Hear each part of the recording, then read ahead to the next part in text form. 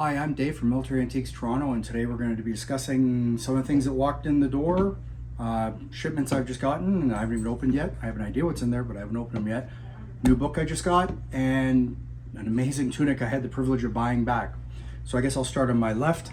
So I haven't opened it, though I have an idea what I bought.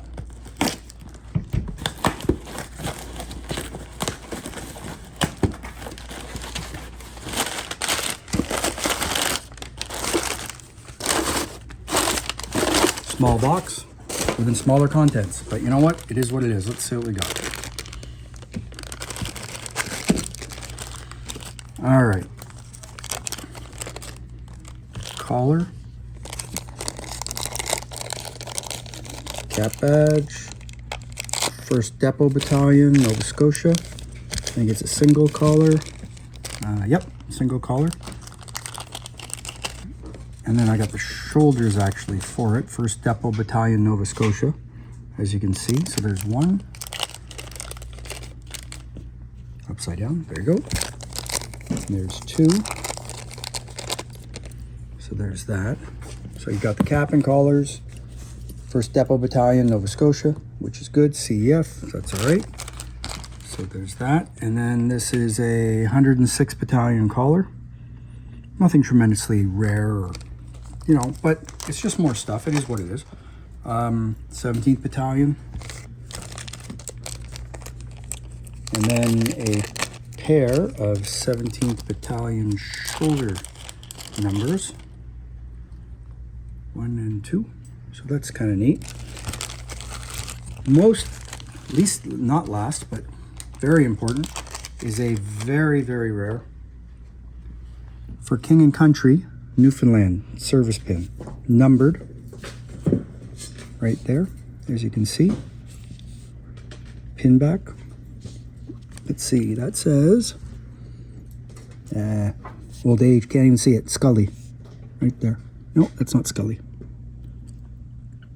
But you know what? Try and find one.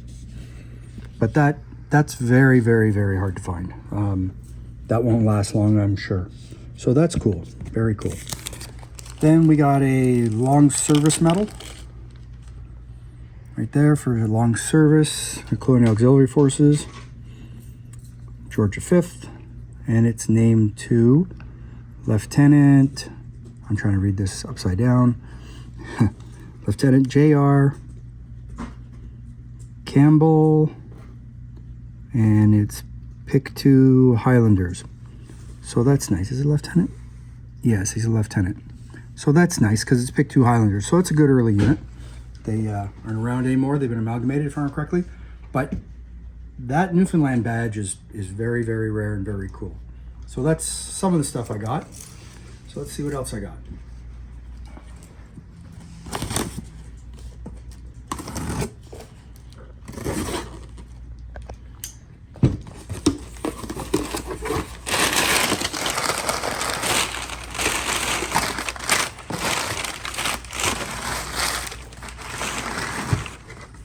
Mark III helmet. Now let's see.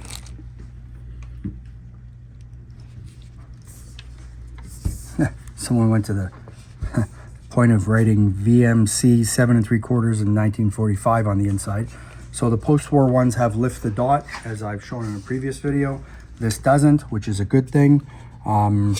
This is it Scabbard arrowed? Sometimes they are, sometimes they aren't. I would say no in this case, but it is what it is. But again, you're looking for the high stud, not the low. The low is the one you don't want, unless you want a post-war helmet. These are favored, and you know what? I just noticed that. There was something on there at one time. Wonder what that was. I have no idea. Interesting. There's something on the other side too. You can see it. I don't know what it was. I guess I'm gonna have to do some research on that, but there was definitely something on each side there, for sure. For sure. I don't know what that is, but all right, whatever. Something different. So these were used by the Canadians on the D-Day invasion. They were used after the war, and they were used by other units too, but in general, everyone calls them a D-Day turtle shell helmet.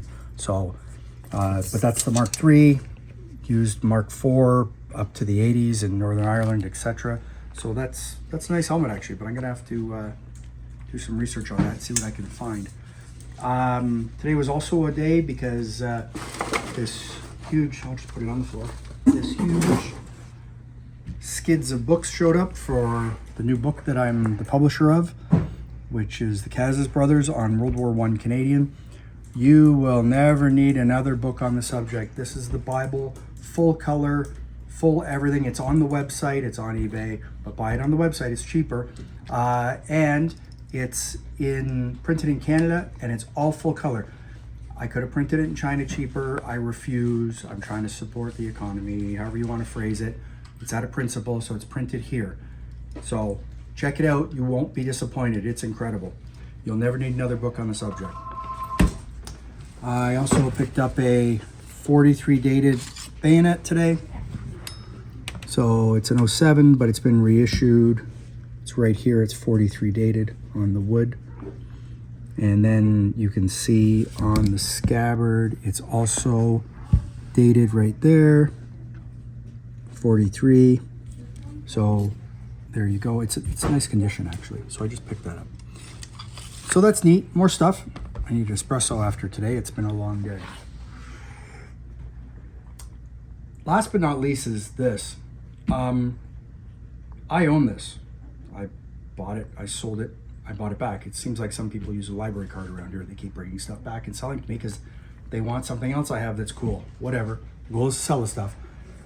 I sold this to a gentleman many years ago. I purchased this from Shep Payne. If you don't know who that is, he's a master modeler, now deceased unfortunately. Lived in Chicago. Very nice guy. Unfortunately passed away, like we're all going to eventually. And this tunic is a Grenadier officer, because of the wings on each side, to the Loyal London Volunteers. Why do I know that? Well, it came with this medal. 3rd Company, 8th Battalion, Loyal London Volunteers. Hallmarked, not named unfortunately, but it's unit marked to that. So you can see there. So the Loyal London Volunteers were call it a rich man's club for the Napoleonic Wars. They were really, didn't leave the country from what I understand, meaning leave England. But they were people who had money, so they joined up, bought their own uniforms, paid for the uniforms, however you want to phrase it. And this is what you get. So, beautiful tunic. I'll undo a little bit of it. I'm trying to be careful with it because obviously I don't want to mess it up. It's not like it's $5. This is expensive stuff. So you can see the material inside. I could undo it all the way, you'd understand more, but like just beautiful, beautiful tunic. It's just outstanding. So if I turn it around, you can see the flaming grenades on the shoulders. And then if you look on the tail, you see the flaming grenades there too. Just gorgeous, just incredible.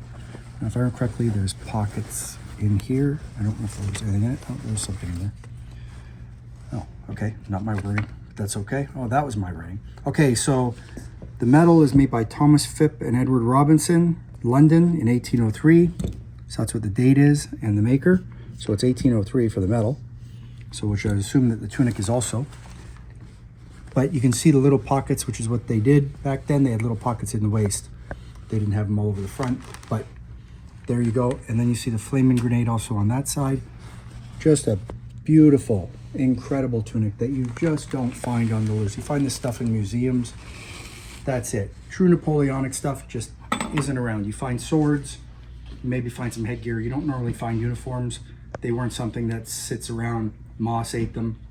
I remember dealing with a guy in India once trying to buy Napoleonic or Indian army uniforms, and he's like, you can't get them, you don't understand. I'm like, what? He says the moths eat them all there. They all get destroyed, so you don't find the stuff. That's India. I know it's not England, but that's pretty cool. It's not something you find every day. So that's my pickups for what, today? Today's Tuesday, all day. And that's what's been happening just today. So you know what? Tomorrow's another day. You never know what's going to walk in the door.